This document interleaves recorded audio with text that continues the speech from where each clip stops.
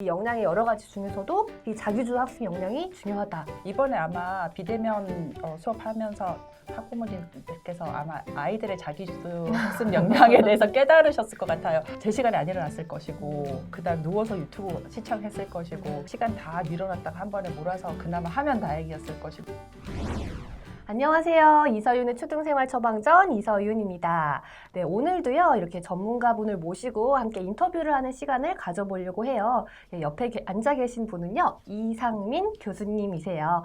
우리 이상민 교수님의 소개 한번 들어보도록 하겠습니다. 교수님 안녕하세요. 안녕하세요. 네. 저는 경희대학교 교수 이상민입니다. 오늘 여러분들하고 좋은 시간 나누기를 바랍니다. 네, 우리 이상민 교수님은요, 이제 EBS에서 굉장히 많은 컨텐츠 개발과 강사의 활동을 하셨고요. 이 세바시오 공부가 뭐니 등을 이제 출연을 하시고 가장 최근에는 이 온라인 수업 시대 성적이 오르는 아이의 공부법이라는 책도 출간을 하셨습니다. 최근에 이 온라인 수업으로 굉장히 이제 많이 힘들어들 해요. 굉장히 또 많은 그런 사례들이나 어떤 분석들이 나와 있잖아요. 작년 말 되니까 뭐 여러 가지 보고서에서 그러니까 EU도 그렇고 영국도 그렇고 미국도 그렇고 보고서를 이제 실제로 냈어요. 실제로 내서 과목별로 그리고 학년별로 어느 정도 결손이 났는지를 전부 이제 내놨어요. 네. 그래서 그걸 보니까 사실 결손이 난 것도 있고 그다음에 학습 격차가 굉장히 벌어졌어요. 우리나라도 지금 그거 굉장히 걱정하잖아요. 얼마나 이렇게 벌어지 수치적으로 딱 수치적으로 나왔나요? 나와 있어요. 네, 수치적으로 나와 있는데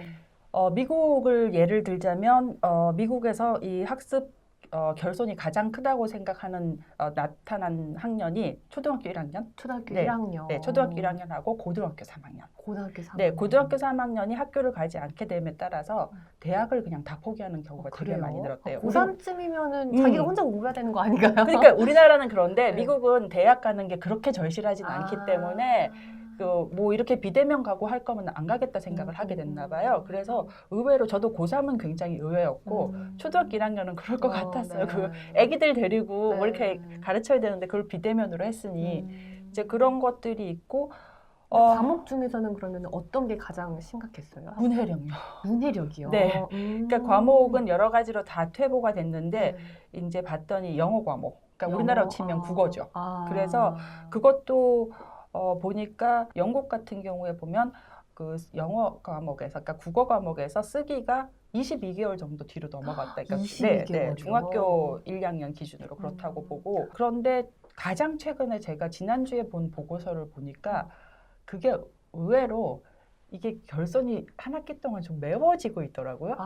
이제 온라인 수업을 하는 게 이제 좀 적응이 되면서 그런 것도 있고, 이건 미국 케이스인데 두 가지로 얘기를 하는데, 하나는 선생님들이 온라인 수업에 적응을 하시면서 거기에 최적화된 거를 무지무지하게 노력을 하셔가지고 엄청난 노력을 하신 게 하나 있고, 두 번째는 학습 격차가 커지면서 잘하는 애들이 더 잘하게 돼서 평균을 올린 게 있어요. 그럴 수 있겠다. 네. 그래서 사실은 떨어진 애들은 더 떨어지고 오른 애들은 더 올라서 그 생각했던 것보다 평균점이 예측 모델보다는 많이 안 떨어진 게 잘하는 애들이 올라간 게 있더라고요. 좀 슬프네요. 네. 너무 이제 근데 진짜 그런 것 같아요. 이렇게 집에서 공부를 하면은 이제 집에서 부모님이 봐주시거나 네. 이제 뭔가 다른 교육을 받거나 하면은 막 하니까 당연히 올라가고 그렇죠. 그렇지 않은 애들 떨어지고. 네. 근데 22개월이 이렇게 뒤쳐졌다라는 거에 굉장히 충격을 먹었어요. 그러니까 지금 그 온라인 수업을 몇 개월 했는데 몇 년이 지금 뒤로 간 거잖아요. 그렇죠. 네. 2년 가까이가. 아니 이렇게 수치적으로 어떤 연구 결과의 분석을 딱 들으니까 굉장히 와닿으면서도 이제 서로 잘하는 사람은 잘하고 못하는 사람은 못하는데 우리 아이가 어느 잘하는 쪽인지 못하는 쪽인지 어딘지도 모르겠고 문해력은 여기저기서 지금 부족하다고 난린데 어떻게 해야 되나. 그래서 이제 오늘 교수님께서 그 학업 격차를 메우는 방법, 또 온라인 수업을 좀 슬기롭게 하는 방법들을 다 알려주실 거죠. 네, 그렇게 하겠습니다. 네. 네. 이제 초등학교 이 온라인 수업에서 우리 교수님께서는 역량을 많이 강조를 하세요. 네. 역량이 뭔가요? 역량. 공부를 한다고 했을 때 가장 초점을 맞추는 게 지식 아니면 기술이거든요. 빨리빨리 지식을 습득하고 기술을 익혀서 사회에 나가서 지식과 기술을 바로 사용할 수 있는 이제 그런 것들을 배우는 게 이제 공부나 아니면 학교 이런 거에 이제 기능에 초점이 맞춰져 있는데, 역량이라는 거는 예를 들어 그 지식과 기술을 습득할 수 있는 그 기초적인 어떤 힘인데요. 우리가 많이 하는 정말 너무 식상해서 말하기도 뭐한 물고기를 잡아주지 말고 물고기 잡는 방법을 알려줘라 그 말을 정말 많이 듣잖아요. 네. 그래서 너무 식상해서 네.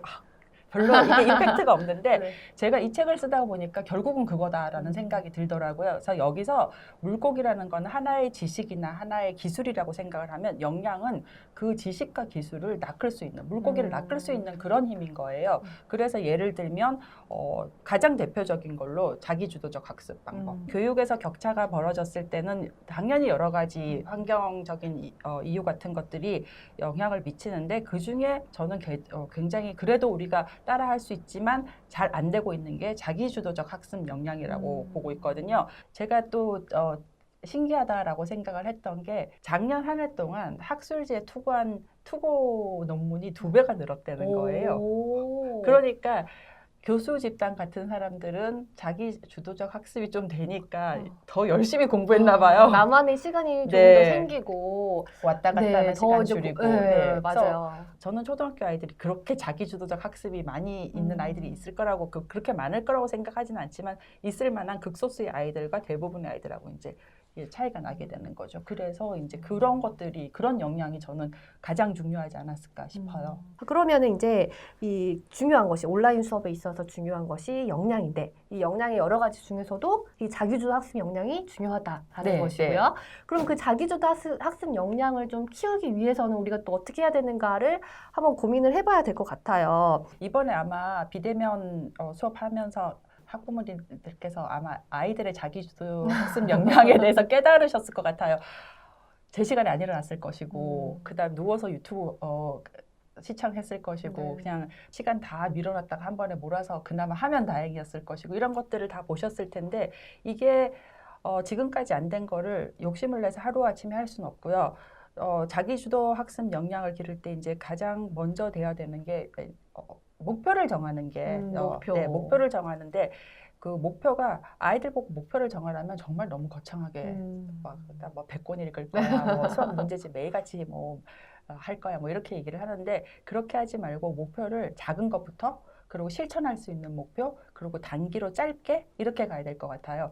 거대하고 엄청난 목표 보기는 좋은데 그런 것들을 실천을 못하면 아이들의 목표를 세웠다가 또 실천 안 하고 목표 세웠다가 실천 안 하고 이게 습관이 되거든요. 이게 습관이 되면 자기주도적 학습할 수 없는 거고요. 그래서 작은 목표에 이제 실천할 수 있는 그리고 확실히 달성 가능한 현실적인 목표를 세워야 되고 시작으로 재밌게 할 수 있는 거는 학습 계약서 같은 거를 학부모님들하고 써볼 수 있을 것 같아요. 그래서 계약서 형태로 쓰면서 이제 계약자 누구, 엄마, 뭐 아빠 이렇게 해가지고 얼마 동안 이런 걸 하겠습니다 하고 이제 사인을 하고 그리고 이제 보상도 약간 같이 써도 될 것 같아요. 이제 보상에 대해서 학부모님들께서 이거 보상을 해주는 게 습관이 되고 이게 나쁜 습관을 들이는 것이 아닌가라고 생각을 하시는데 보상이 너무 지나치거나 아니면 너무 자주거나 이러면 곤란하지만 처음에 어떤 그 시작을 하는데 약간의 보상이 있는 거는 나쁘지 않을 것 같아요. 왜냐하면은 사실은 공부가 재밌으면 제일 좋은데 공부가 재밌긴 정말 쉽지 않아요.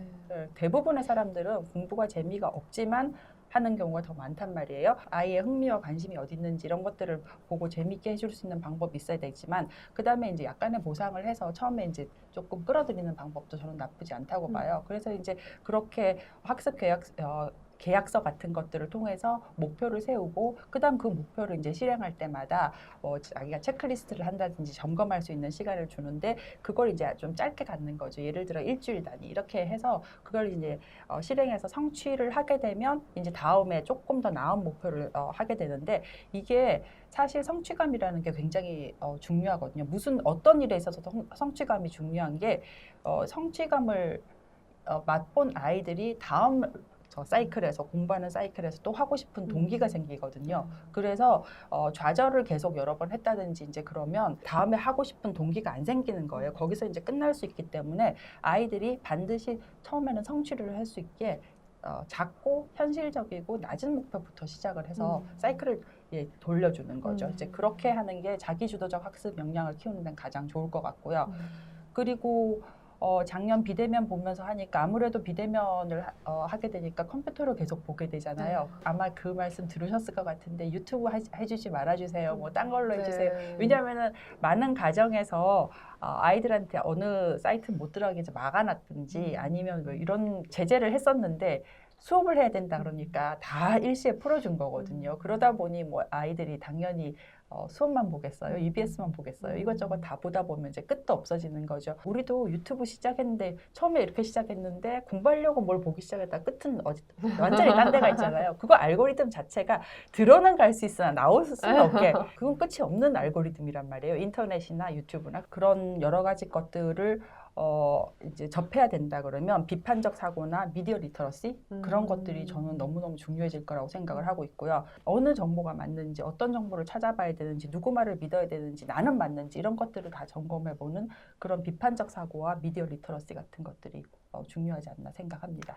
정보가 엄청나게 많이 쏟아지니까 그 중에서 나한테 맞는 거, 올바른 거 그걸 골라내야 되니까 좀 비판적인 사고 능력이나 미디어 리터러시 능력이 필요하게 됐네요. 그럼 그거를 좀 기를 수 있는 방법도 있나요? 사람들이 이렇게 인간이 어떤 능력이나 어떤 것들은 좀 타고나는 게 있고 어떤 것들은 이제 길러지는 것들인데 대부분은 어느 정도 타고나고 어느 정도 길러진다고 보고 있거든요. 그런데 비판적 사고나 미디어 리터러시처럼 그런 류의 역량은 완전히 길러지는 거라고 봐요. 이건 가르쳐주지 않으면 평생 깨닫지 못하고 그냥 대부분은. 예를 들어 우리가 하루에도 엄청나게 많은 정보와 지식과 이런 것들을 듣잖아요. 그래서 뭐 트위터만 해도 어마어마하게 많고 또 저런 어떤 것들을 봐도 되게 많고 이런 것들이 다 SNS나 뭐 뉴스나 이런 거 다 나오는데 그걸 다 믿을 수는 없는 거잖아요. 그러면 내가 거기서 걸러서 듣는데 그러면 내가 걸르는 건 맞는지도 알 수가 없는 거잖아요. 그래서 이제 그런 것들을 어떤 식으로 이제 비판적 사고를 늘릴 건가 생각을 했을 때 제일 많이 드는 얘기가 그런 거죠. 플라스틱 이렇게 매일 쓰고 있는데 이런 문제에 대해서 생각을 해봤니? 아니면 이건 요즘 하도 많이 생각을 하니까 뭐 조금 더 해양 생물에 대해서 어떤 걸 생각을 해본다든지 그냥 당연히 그런가 보다 하고 생각할 것들이 이제 문제 의식을 갖도록 맨 처음에 이제 해주는 거예요. 자꾸 생각을 그렇죠. 하는 거네요. 그래서 문제 의식이 생겨야지 이게 맞는지 틀린지의 판단을 할 수 있는 어떤 기회가 생기는 거거든요. 문제 의식을 갖지 않으면 그런가 보다 하고 계속 넘어가게 되는 거죠. 제 아이들 초등학교 때 이제 많이 하던 거는 동화책 같은 걸 읽으면서 다른 시각으로 읽기 이런 걸 해보는 거예요. 아기돼지 삼형제 같은 거 있잖아요. 아기돼지 삼형제가 이제 늑대가 아기돼지 삼형제 집을 이렇게 다 무너뜨리고 이제 그랬는데 그 책이 대부분의 여러 버전이 전부 아기돼지 삼형제 입장에서 써진 거거든요. 그런데 어떤 한 버전을 보면 늑대 입장에서 쓴 책이 있단 말이에요. 그걸 봤을 때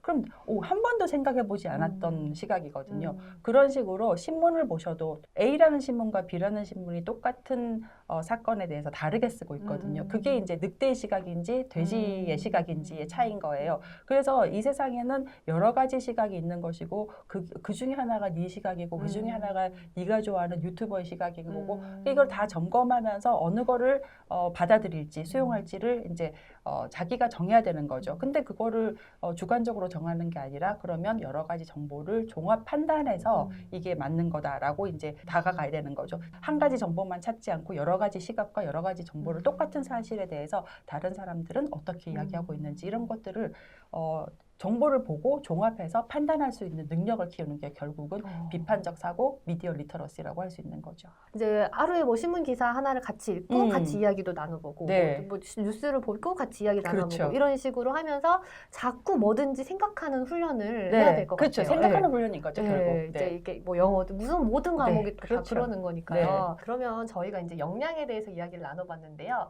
이제 조금 더 이제 구체적인 어떤 실천법으로 한번 가보도록 할게요. 이제 우리 부모님들이 이렇게 온라인 수업으로 인해서 학업 격차가 굉장히 커졌기 때문에 이제 가정에서 좀 내가 도와줄 수 있는 부분은 없을까 이게 또 고민을 많이 하시거든요. 최근 몇 년 동안 되게 유행한 말 있잖아요. 메타인지. 네. 메타인지라는 게 사실 사고, 생각에 대한 생각, 사고에 대한 사고 이런 거거든요. 그러니까 아이들이 어떤 식으로 생각을 하고 어떤 식으로 배워나가는지 그걸 좀 먼저 파악을 하시면 좋을 것 같아요. 그래서 아이들의 메타인지를 잘 사용할 수 있는 방법.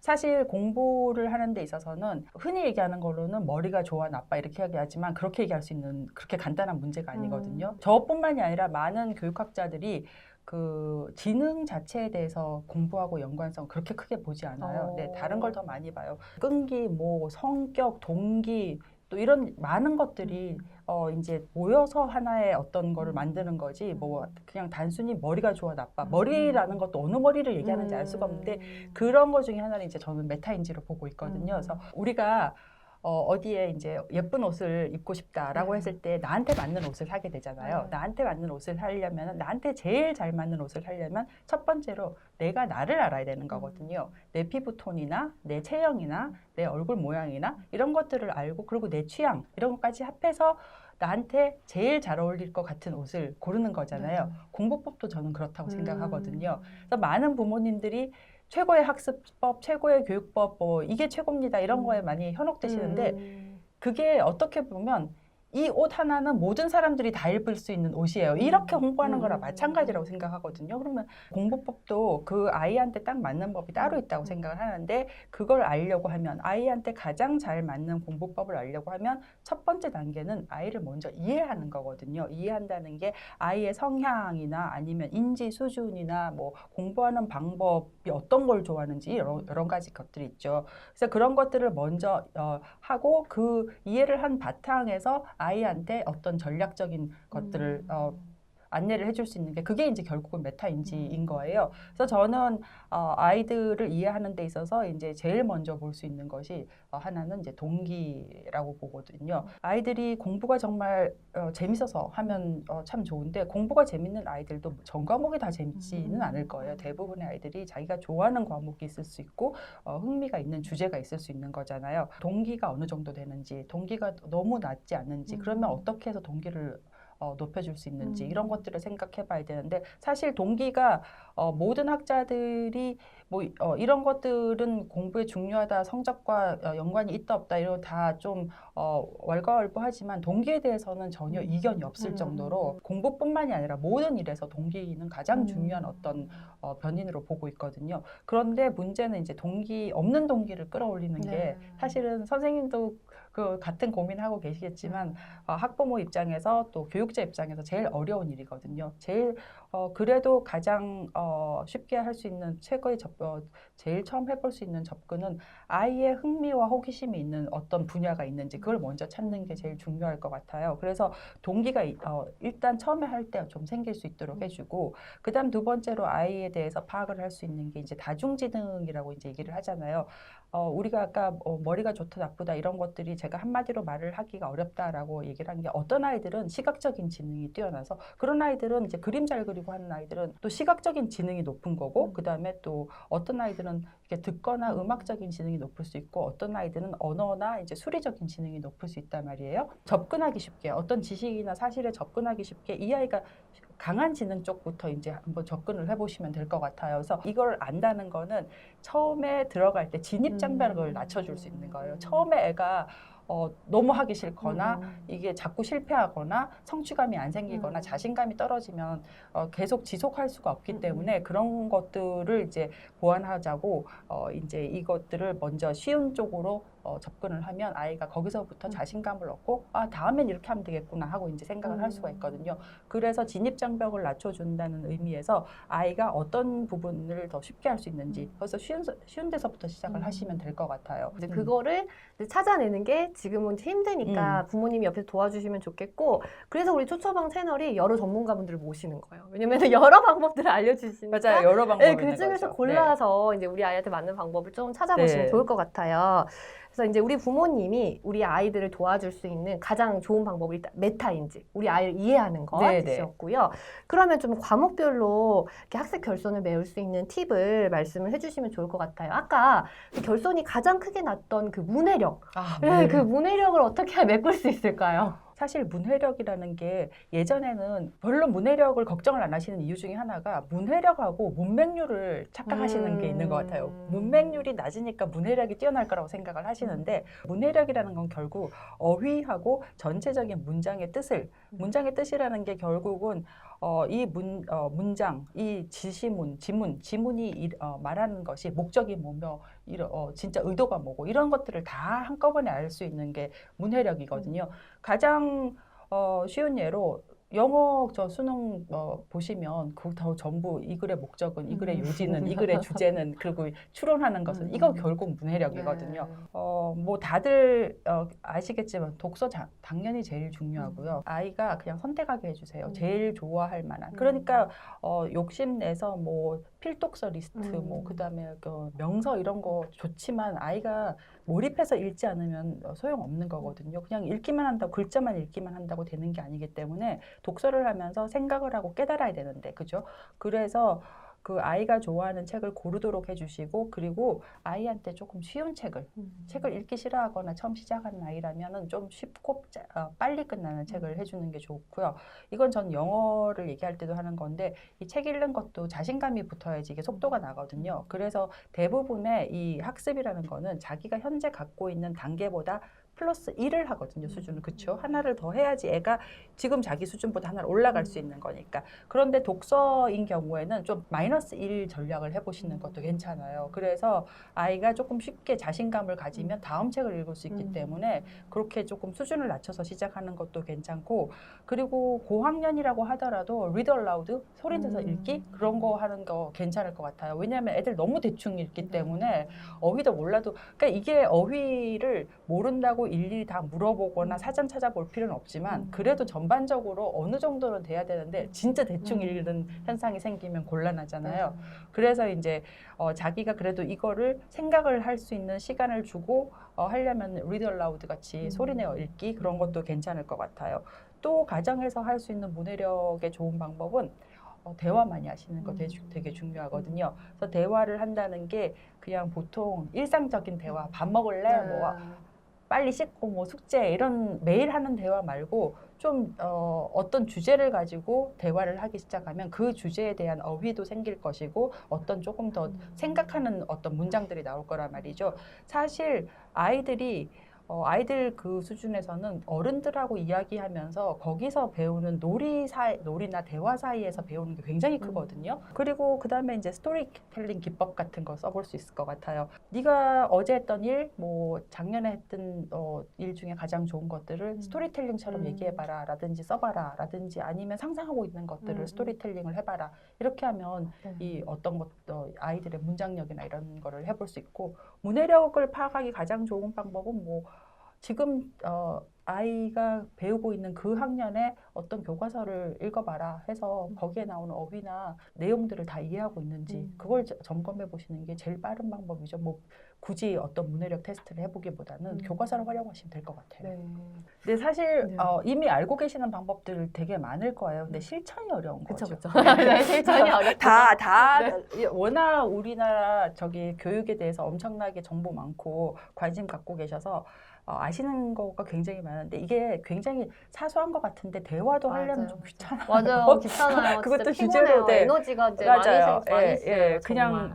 그냥 한마디 더 하고 그거 앉아가지고 맞아요. 머리 쓰면서, 그러니까 그런 것들이 모여가지고 결국은 아이한테 조금씩 보탬이 되니까 좀 부지런할 필요는 있는 것 같아요. 이제 계속해서 마지막으로 그러면 문해력 이야기에 더불어서 이제 학습 결손을 메울 수 있는 방법? 진짜 어려운 일이긴 하더라고요. 왜냐하면은 학습 결손이 1년이 뒤처졌다고 해서 교육과정이 미뤄지지는 않고 맞아요. 학년은 학년대로 나가는 거거든요. 그렇다고 그러면 작년 걸 계속 복습하고 있어야 되냐? 그것도 아닌 건 거예요. 지금 가장 그래도 추천할 만한 거는 전 과목 다 마찬가지지만 지금 하고 있는 진도를 그냥 따라가고 과목별로 이게 위계성이 강한 과목이 있고 위계성이 좀 약한 과목이 있잖아요. 예를 들어 수학 같은 거는 위계성이 강하기 때문에 전학년 거를 제대로 안 했으면 앞에 학년에서 뒤에 학년에서 따라가기가 어렵잖아요. 그러면 이제 전학년 거를 좀 더 거기서 더 복습을 많이 해줘야 될 필요가 있는 거지만 영어 같은 경우에는 위계성이 별로 세지 않거든요. 그래서 영어 같은 경우에는 전학년 게 좀 덜 돼 있다 하더라도 이번 학년에 왔을 때 새로운 문장, 새로운 어휘 나왔으면 그때그때 보면서 외우고 나가면 되는 거거든요. 그래서 이제 그런 식으로 전 과목에 따라서 위계성이 큰지 지난 학년 게 더 많이 다져져야지 다음 학년께 이해가 되는지 이런 것들을 먼저 한번 파악을 해보시고, 그리고 아이들마다 과목별로 쳐져 있는 이게 다 다를 거예요. 어떤 아이는 수학은 그래도 웬만큼 따라가고 있는데 뭐 국어, 영어는 많이 쳐져 있다든지 이런 것들을 좀 파악해 보셔서 그거에 따라서 좀 다르게 처방을 하셔야 될 것 같고요. 아이가 웬만큼 뭐 아주 잘한다고 생각을 하시는 경우가 아니라면은 지금은 잘못 선행을 하면은 이게 정말 스위스 치즈처럼 구멍이 숭숭숭숭 나서 아이가 아는 것도 아니고 모르는 것도 아닌 애매한 그 꼭 무슨 살얼음판을 걷는 것 같은 그런 상황이 될 수 있거든요. 그래서 지금은 진도는 진도대로 나가지만 뒤에서 복습을 차근차근히 해가면서 자기 지금 진도에 제대로 가고 있는지 네. 그런 것들을 좀 확인해 보시면 좋을 것 같아요. 네, 그러면 이제 우리 교수님께서 오늘 굉장히 오랜 시간 동안 많은 이야기를 해주셨어요. 그래서 들으시면서 영감을 받으신 부분이 있을 거예요. 이런 식으로 좀 집중해서 해봐야 되겠다. 이런 거를 좀 중요시해야 되겠다. 좀 도움을 더 받으셨으면 좋겠고요. 마지막으로 우리 이상민 교수님께서 초처방 구독자분들한테 이제 해드리고 싶은 말씀 하면서 인터뷰를 마치도록 하겠습니다. 결국은 저는 이게 21세기에 사는 아이들이 역량으로 살아갈 거라고 생각을 해요. 이미 우리가 배운 지식 10년을 못 버티거든요. 10년은 고사하고 저희도 이제 뭐 평생 공부를 해야 되는 그런 세대가 됐기 때문에 평생 공부를 해야 되면 결국 내가 어떻게 해야지 필요한 지식과 정보와 기술을 그때그때 계속 새로이 배워나가면서 할 수 있을 건지 결국은 역량하고 관계되는 부분이라서 이런 부분에 더 관심을 기울이시면 어떨까 생각을 합니다. 네, 오늘 이상민 교수님께서 인터뷰해 주신 건 이제 꼭 도움을 많이 받으셨으면 좋겠고요. 오늘 인터뷰 정말 감사드립니다. 감사합니다. 네. 우리 초처방 구독자님들한테 인사드리고 마치도록 할게요. 네, 초처방 구독자분들 안녕히 계세요. 안녕히 계세요.